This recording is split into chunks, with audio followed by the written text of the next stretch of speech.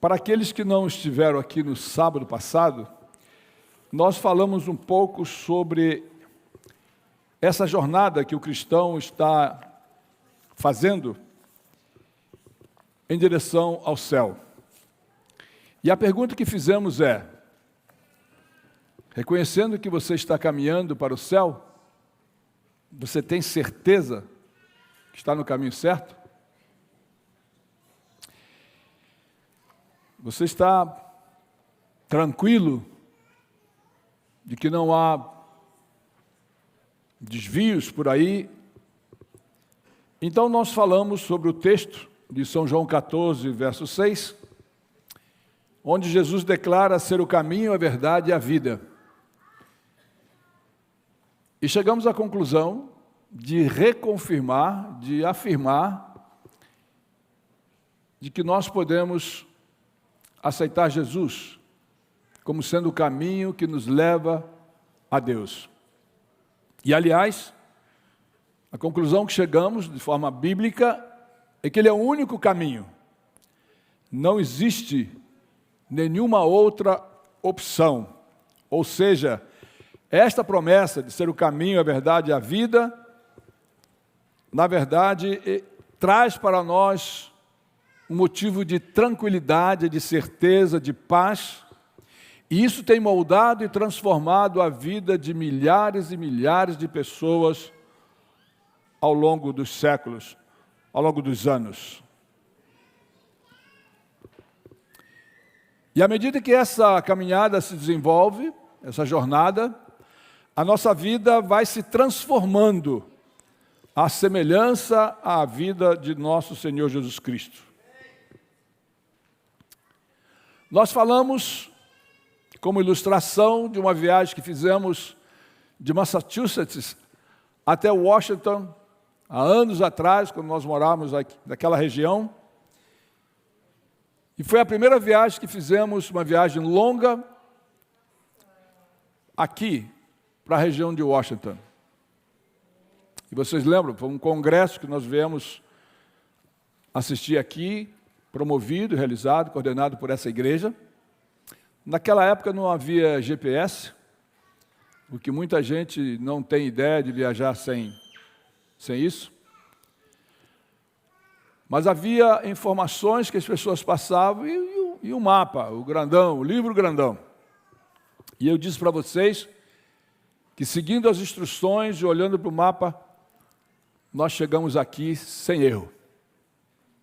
E eu confesso que eu fiquei muito contente com essa realização, não é? Hoje nós queremos dar sequência a essa viagem. Ok, sabemos o caminho. Mas durante a viagem, existem algumas coisas que nós precisamos avaliar, planejar a viagem, e coisas que acontecem normalmente em qualquer viagem que você faz.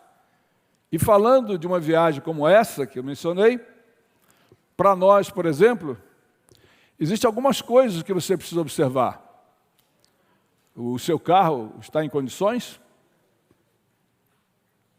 Você fez uma revisão? Se você vai dirigindo, qual o limite de velocidade nesta área?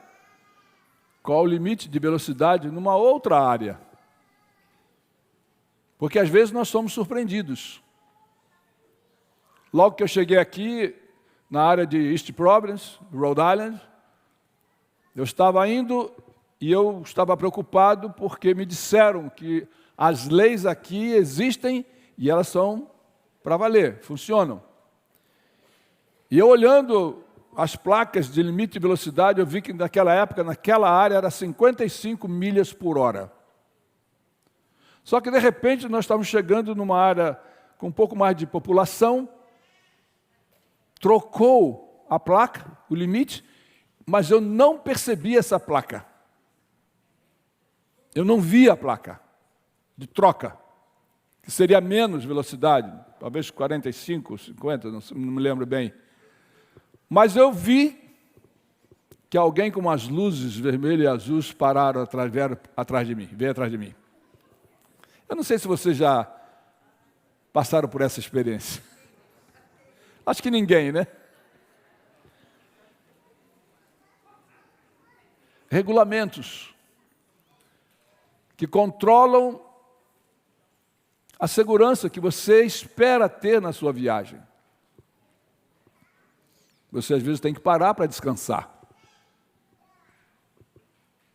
Às vezes a estrada tem alguns buracos, construções.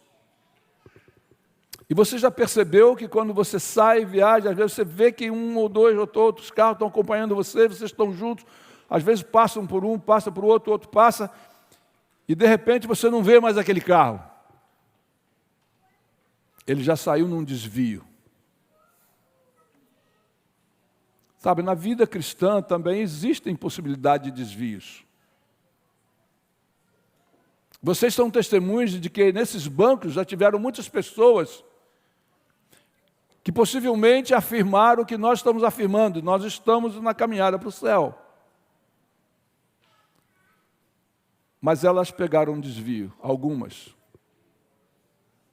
Onde elas estão? Será que estão muito atrás?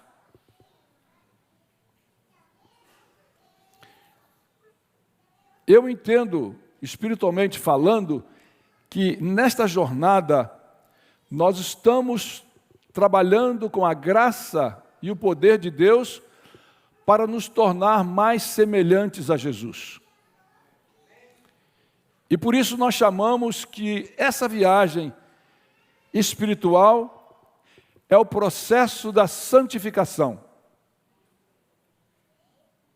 Porque no momento em que você aceitou Jesus como caminho para levar você a Deus e reatar, recuperar esse relacionamento perdido, você passou a ser uma pessoa justificada, uma pessoa justa, uma pessoa salva. Aliás, santo.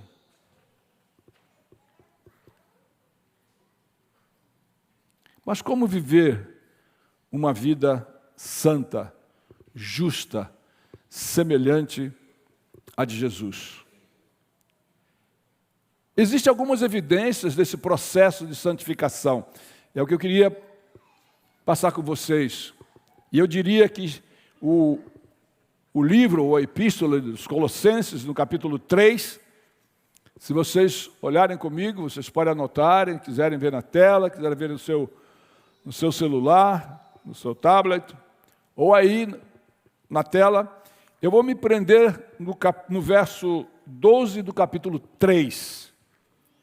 Na verdade, o apóstolo Paulo aqui no início desse capítulo, ele está falando sobre dando instruções para uma vida santa, uma vida semelhante à de Jesus. E no verso 12, ele diz assim: portanto, como escolhidos de Deus, santos e amados, vistam-se de profunda compaixão, bondade, humildade, mansidão e paciência.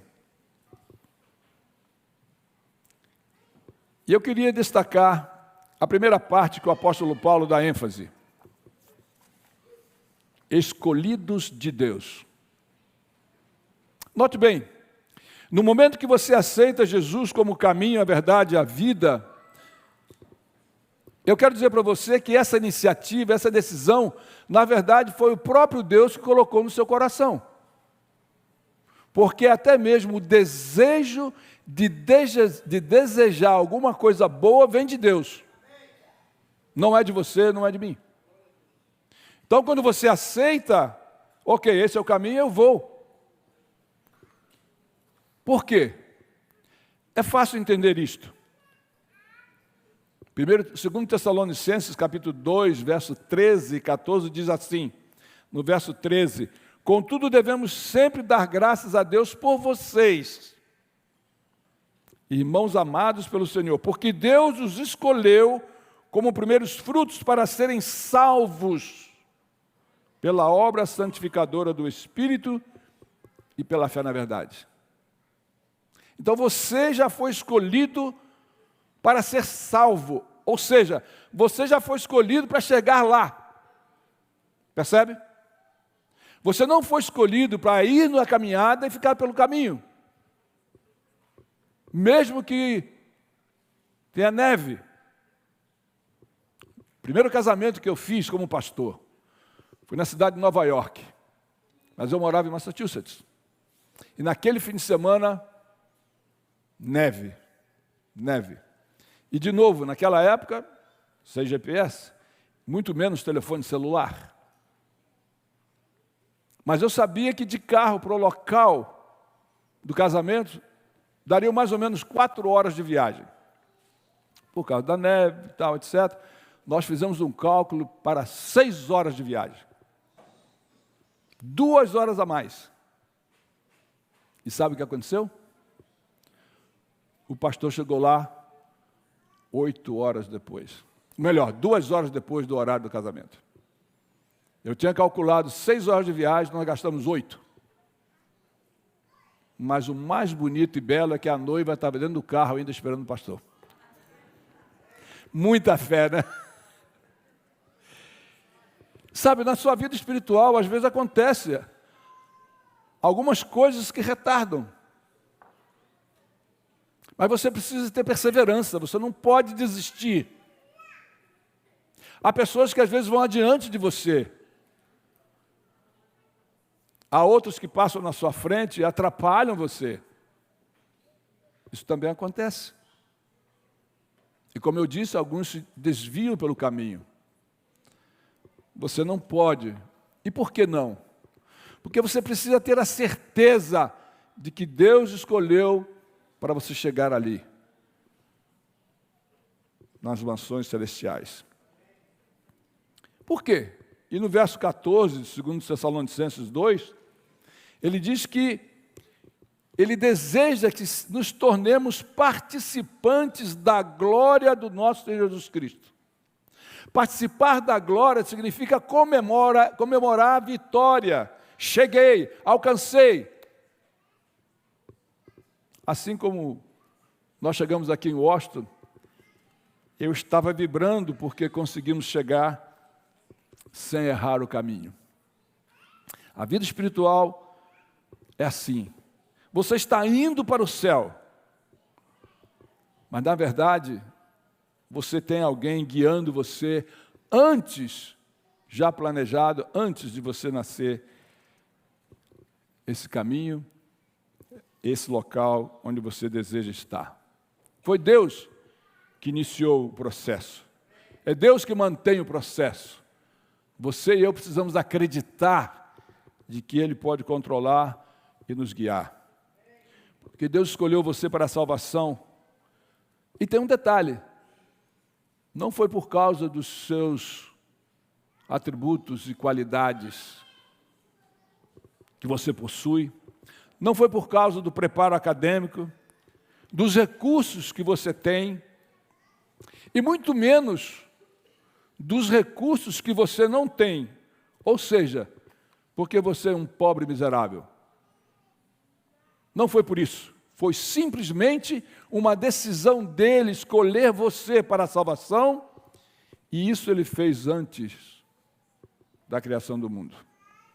O segundo ponto, e o verso nos conta aí no capítulo 3 de Colossenses, e o verso 12, você foi separado. No momento que você aceitou o caminho, a verdade e a vida, você passou a ser uma pessoa santa, separada, propriedade exclusiva de Deus, e ninguém pode tocar em você. Acredite.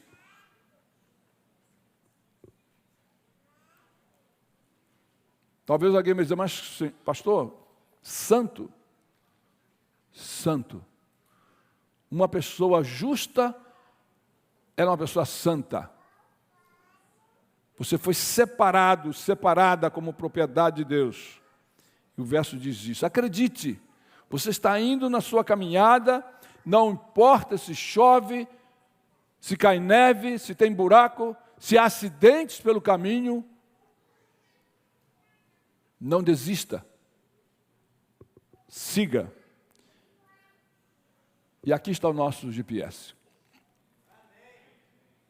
Naquele tempo eu falava, aqui está um mapa. Não importa. É o mesmo. É a palavra de Deus, a Santa Bíblia.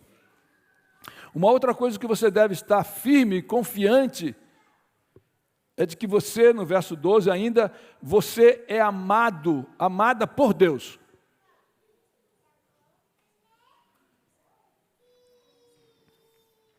Deus ama você, não importa quem você seja. Uma vez eu tive uma experiência impressionante dentro da mata, na selva amazônica. Naquela época, a Transamazônica estava sendo construída e era muito complicado aquele lugar, até para você viajar. E nós saímos dali daquele ônibus, um amigo meu e eu, e nós andamos 8 quilômetros a pé para dentro da mata. E lá dentro, 2 pessoas estavam conosco que viviam na região. Um ia na frente, armado, e o outro atrás de nós, armado. Eu, inocente da situação, achei estranho, mas mais adiante, como diz o outro, eu vi que os meus olhos, pegadas de onça. E eles falaram de algumas histórias que na hora não me empolguei muito, lógico, mas estava ali com eles. Passei um fim de semana ali. Apesar de ter tantas árvores, o local onde eles moravam, as paredes eram de palhas, de folhas, palmeiras, e o telhado de sapé.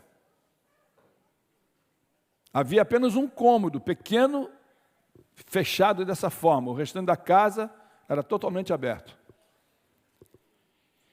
E ao entardecer, eu escutei um barulho incrível. Parecia um jogo de futebol, talvez no Maracanã, no tempo que podia ter, 200 pessoas, 1000 pessoas. E eu perguntei para a pessoa que morava lá, que barulho é esse? Porque aqui no mato, não tem estádio por aqui, um barulho incrível. São os macacos. Aí eu pensei, estão fazendo pôr do sol, será? Estava anoitecendo. Não, todas as tardes eles fazem esse barulho incrível. Mas eu conheci um menino, talvez 12, 13 anos. E ele olhava para mim, eu penso que ele pensava que eu era de outro mundo. Porque ele não teve muito contato assim com cidades, com locais maiores. E tudo que eu fazia, eu falava, ele ficava me olhando assim, tal. E de vez em quando ele falava assim, você vai embora? Será que eu nunca mais vou ver você? E aquilo tocou meu coração. E ele fazia de tudo para me agradar. E naquele dia, na hora da comida, eles me ofereceram, eu confesso a vocês, foi uma comida estranha para mim. Eu digo, Senhor do céu, fim de semana, comendo isso aqui não vai ser fácil. Pensei, e eles estavam com muita vergonha. É isso que nós temos. Aí eu olhei no quintal deles, eu vi lá galinhas, né? Muitas galinhas. Aí eu falei assim, não, mas vocês devem ter alguma coisa aí que eu gosto. Fale. Vocês devem ter ovos. Sim. Aí prepararam ovos para eu comer com arroz. Aí, Pereira, só faltou o tomate. Comi, mas o menino estava tão feliz. E ele falava de novo, você vai embora? Será que eu nunca mais vou ver você? E ele ficou impressionado com aquilo. E eu mais ainda.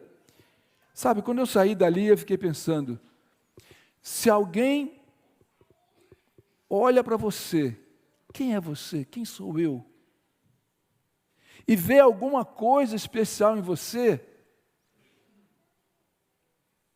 e quando Jesus olha para você? E quando você olha para Jesus, o que você vê nele? Se você é capaz de olhar para uma pessoa humana e admirar alguém, e se você olhar para Jesus? Pensar no que Ele está fazendo, o que Ele fez. Pensar que nessa jornada, quando você escorrega e cai, Ele vai lá com a mão e levanta você. Eu queria dizer a você que para cada dia da sua vida, você deveria ter um tempo, separar um tempo para conhecer melhor Jesus, se relacionar com Ele. Por quê? Porque Ele escolheu você, Ele ama você, Ele salvou você, pagou as dívidas lá na cruz do Calvário com a sua própria vida. Esta é a base para você decidir, escolher viver uma vida santificada, uma vida alegre, uma vida cheia de gratidão. Por quê? Porque você decidiu nessa caminhada ser semelhante a Jesus. E quando você se relaciona com Ele, a sua vida é transformada. E foi por isso que o apóstolo Paulo escreveu em 2 Coríntios 5,17. Se alguém está em Cristo, nova criatura é. As coisas antigas passaram, eis que se fizeram novas todas as coisas. A escritora do livro Caminho a Cristo, Ellen White, no capítulo 7, ela escreveu assim: os que se tornaram novas criaturas em Cristo Jesus produzirão os frutos do Espírito: amor, alegria, paz, longanimidade, benignidade, bondade, fidelidade, mansidão, domínio próprio.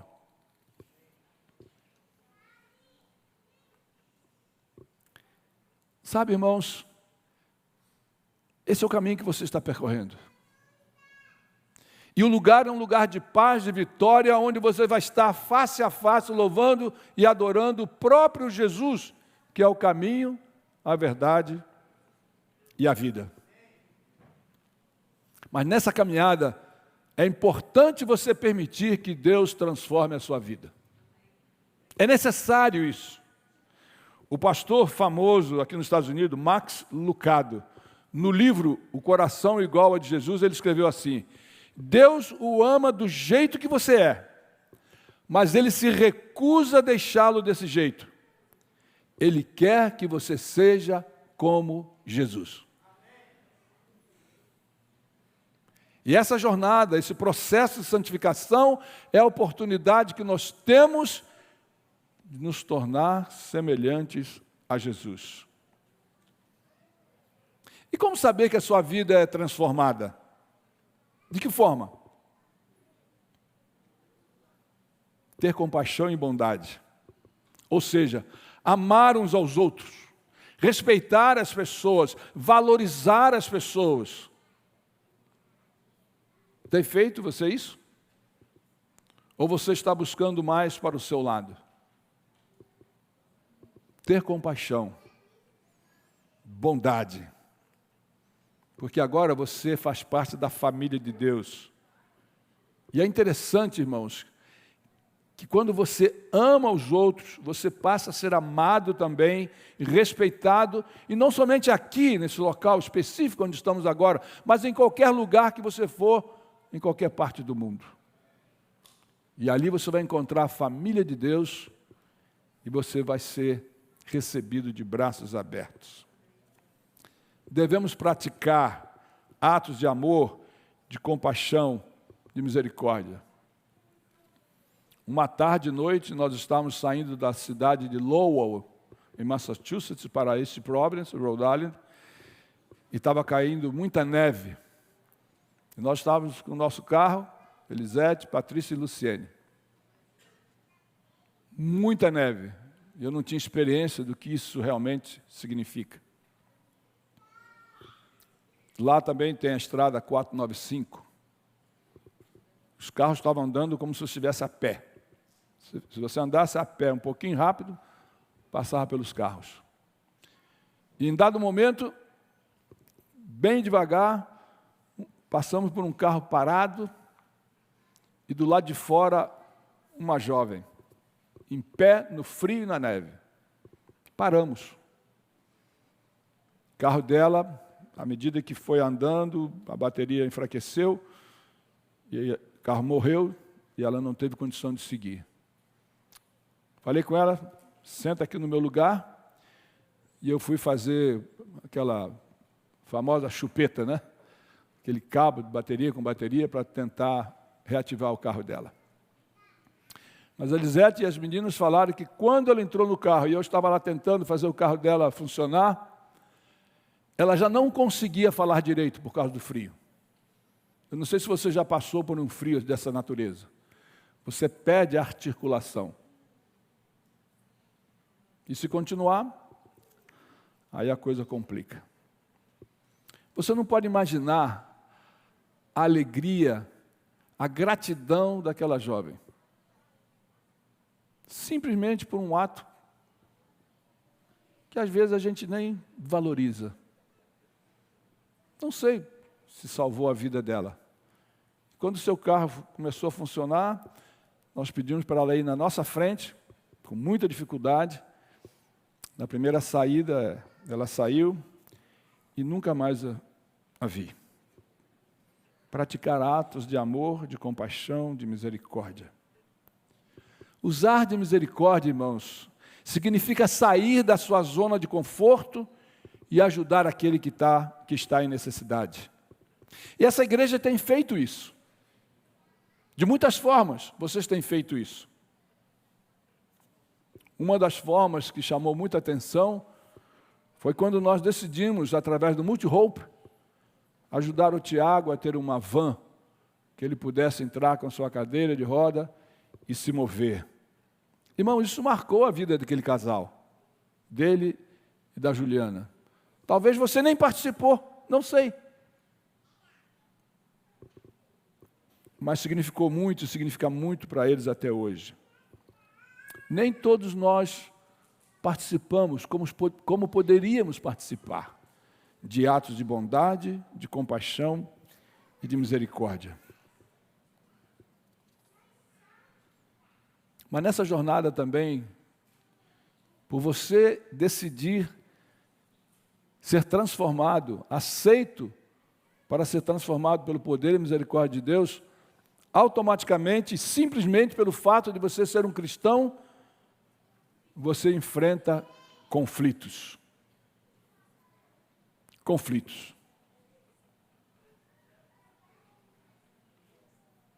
E um dos conflitos que nós enfrentamos, e às vezes nós nos sentimos fracos e caímos no erro, no engano, de para que não cresça mais o conflito, às vezes temos a tendência de ficarmos mais ou menos semelhantes aos outros. Me dói o coração quando eu vejo vocês aqui, alguns, e durante a semana eu vejo de uma outra forma. E já acompanhei isso muitas vezes. Aqui nos apresentamos de uma forma, quando saímos, nos apresentamos de forma diferente. A pergunta é, eu estou no caminho, a minha vida está sendo transformada, por que não permitir que as pessoas vejam isso? Por que não permitir que elas vejam Jesus em você? Qual o problema? E tem mais, santificação tem a ver com como você trata seu cônjuge, como você trata seus filhos, como você trata seus pais, seus irmãos, seus amigos, e como você representa a igreja de Cristo e o próprio Cristo. Mas é um privilégio. A maioria sendo brasileiros, a gente gosta muito de futebol. Vocês já perceberam que os jogadores usam a camisa do seu clube? E não é somente quando estão jogando. Eles têm um contrato, um compromisso. Você e eu temos um contrato, um compromisso com aquele que é o nosso Salvador. Percebem? Então vamos usar o uniforme na hora do jogo, aqui, e vamos usar o uniforme lá fora. Por que usar a camisa de outro? E mais do que isso, Os jogadores, muitos deles não são torcedores do time que eles usam a camisa. Mas eles honram o compromisso, o contrato que têm.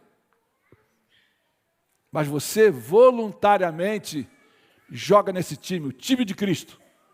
Por que esconder? Por que usar outra camisa quando você sai do campo? Irmãos, pensem nisso. Aqui nessa igreja, há anos atrás, eu posso falar, né, porque estou aqui há muitos anos. Um jovem me disse: pastor, você conhece meu pai aqui na igreja, mas eu o conheço lá em casa. O que será que ele falou isso? Aqui o senhor conhece meu pai,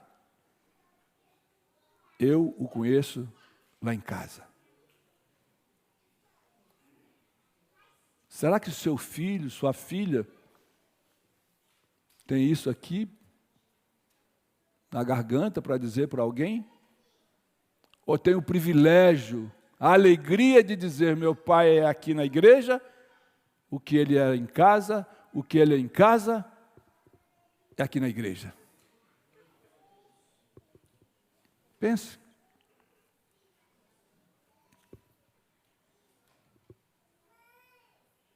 A igreja, ela se mantém com a presença e com os recursos que Deus nos dá, nós oferecemos para a manutenção. O relógio passou. Mais uns 2 minutos, desculpe aí, mas tenham paciência. Eu não sei quantos de vocês sabem a diferença de ofertar e dizimar. A Bíblia fala em dízimos e ofertas. Não sei se alguém pensa que os dois são a mesma coisa. Não é. Dízimo é 10% das suas rendas.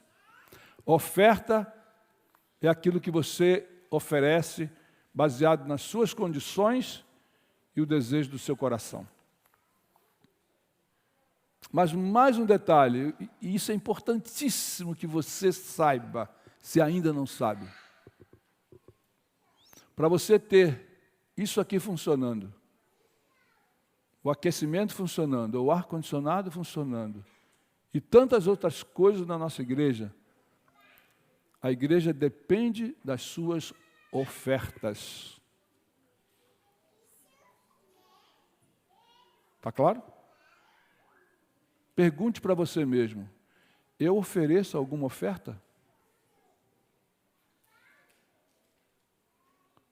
No sistema funcional da Igreja Adventista do Sétimo Dia, o dízimo não fica 1 centavo aqui na igreja. Se você hoje trouxer para mim $100 mil de dízimo, hoje, 5 de abril, no mais tardar, no dia 10 de maio, a tesoureira estará enviando esses $100 mil para a associação. Esse dinheiro é usado para muitos outros objetivos, propósitos, não vamos explicar agora, e que nós acreditamos ser da vontade de Deus. Mas nós estamos aqui, ainda há pouco alguém disse: olha, pastor, está quente. Ok, vamos ligar o ar-condicionado. O outro chega: pastor, está frio. Ok, vamos ligar o aquecimento. Essa jornada de transformação faz com que você faça parte da família, abrace o contexto geral para trazer união, alegria, satisfação, felicidade, realização. E eu quero terminar com 2 coisinhas. Nessa jornada é importante ser humilde. Ser humilde não é olhar para o outro de cima para baixo, se julgando superior às vezes. Eu me lembro de um membro, e não era dessa igreja, toda vez que terminava o culto, ele vinha pouco à igreja, mas ele tinha dinheiro, abastado. E quando chegava na porta, ele me olhava, faz de conta que eu estou ali, né? Aí ele me olhava assim: e aí? Como é que estão as coisas? Está precisando de alguma coisa?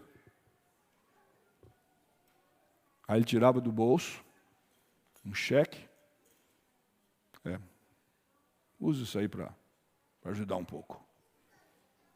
Ele não colocava a sua oferta na bandeja. Naquela época não tinha doações online. Ele queria mostrar para mim a oferta que ele estava dando. Infelizmente, quando ele saía, era uma outra roupagem. Irmãos, Deus não precisa disso de você nem de mim. Na jornada da santificação, sempre vai haver lugar para a humildade. E termino com a mansidão e paciência, ainda no verso 12 de Colossenses 3. Ser manso não é ser fraco, não é ser tolo, bobo.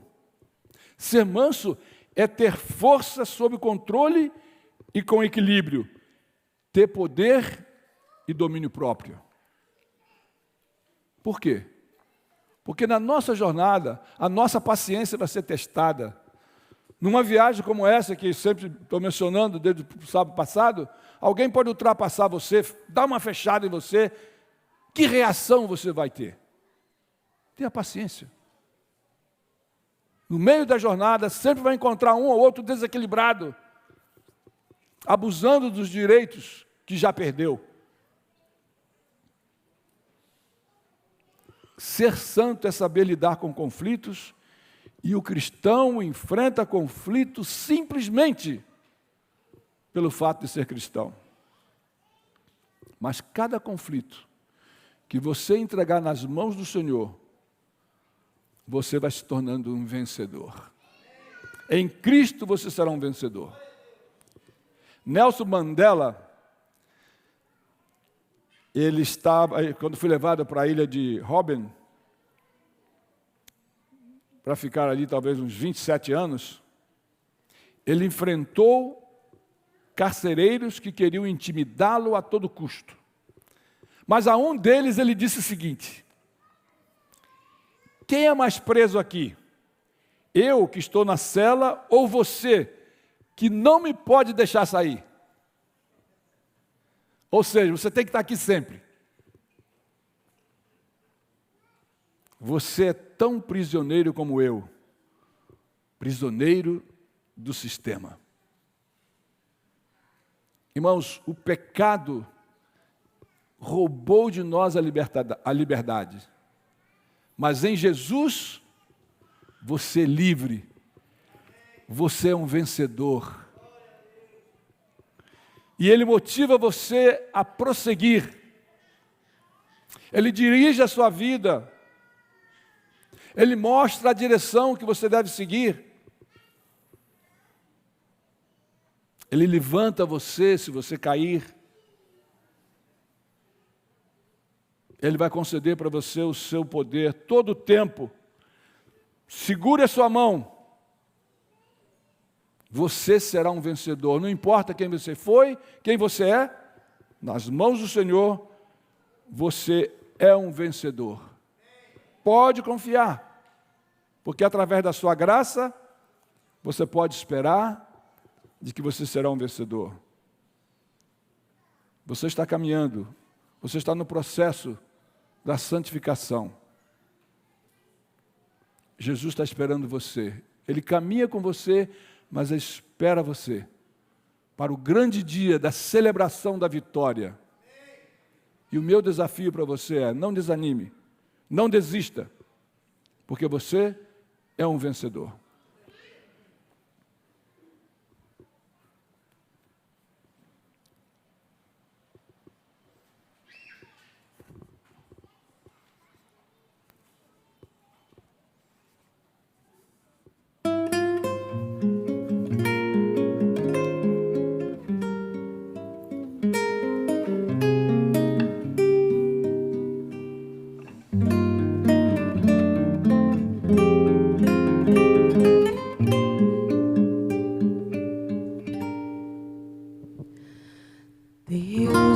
tem chamado e com amor guiado,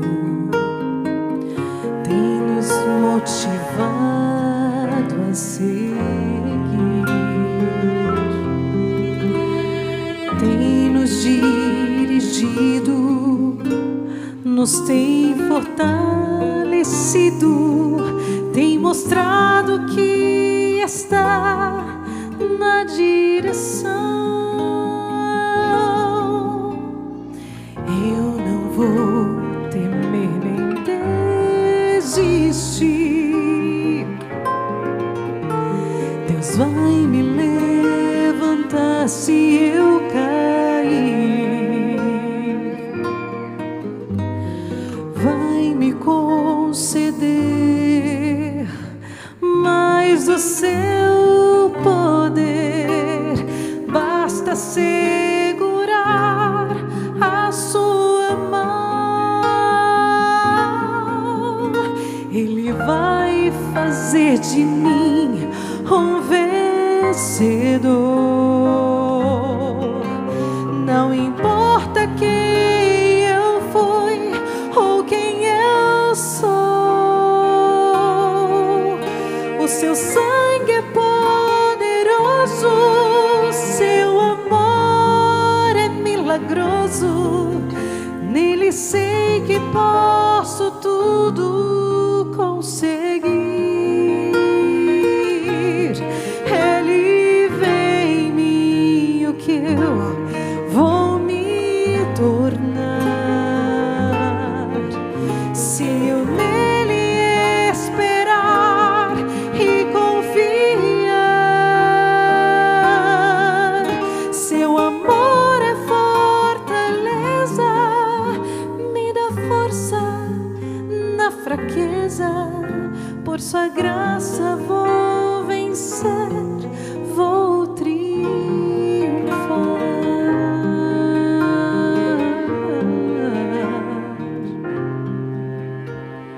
Olhe ao seu lado, veja com cuidado quantas vidas Deus já transformou. Foram destruídas, mas hoje estão erguidas. São troféus do seu amor e seu poder. Não duvide se alguém disser que transportou montanhas pela fé. Um poder assim Deus nos concedeu. Se você quiser, pode ser seu.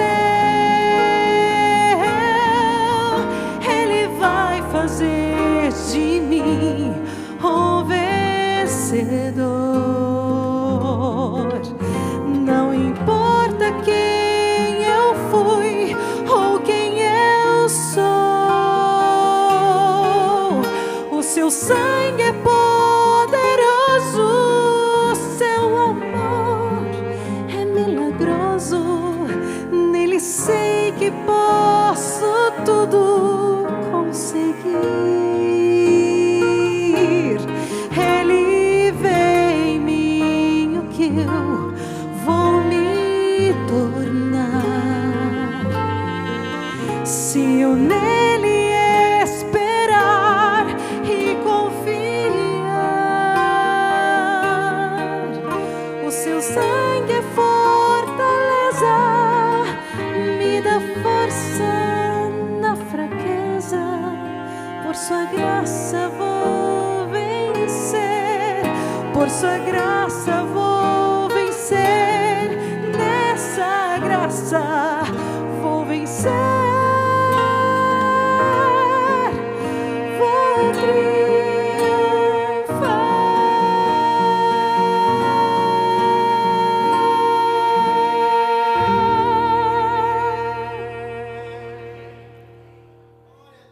Vamos sair como vencedores em Cristo Jesus. Vamos orar. Deus nosso Pai, te agradecemos pela pessoa de Jesus, o caminho que nos leva até o teu trono. E ao sairmos daqui, nós queremos sair como vencedores, seguros de que estamos no caminho certo, que é a pessoa de Jesus. E que Ele, através do Espírito Santo, opere a transformação da nossa vida, para sermos semelhantes a Ele. De novo, Senhor, nós queremos vencer. E podemos fazer isto em nome de Jesus. Amém.